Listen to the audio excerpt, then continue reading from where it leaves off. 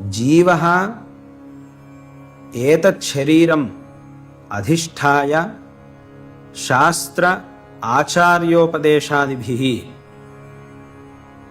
बुद्धिं संस्कृत्य संस्कृतया बुद्ध्या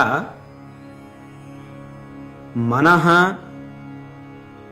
निगृह्य निगृहीतेन मनसा इंद्रियाणि नियम्य ब्रह्म विचारं कृत्वा इष्टं देशं विष्णोः व्यापनशीलस्य परमात्मनः स्थानं प्राप्नुयात् इत्युक्ते परमात्मना अभेदं संप्राप्य मुक्तो भवेत्।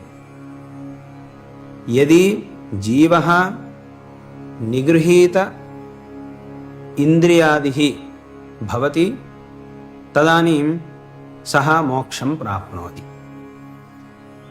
इष्टं देशं विष्णोः परमं पदं गन्तुं शक्नोति।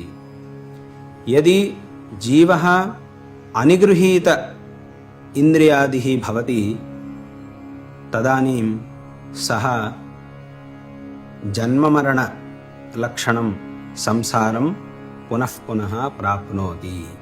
अतएव अस्मत्पूर्वजैः एवं अभ्यधायि मन एव मनुष्याणां कारणं बन्धमोक्षयोः बन्धाय विषयासक्तं मुक्त्यै निर्विषयं स्मृतम् इति। इत्युक्ते विषयासक्तं मन एव जीवस्य संसारकारणं भवति।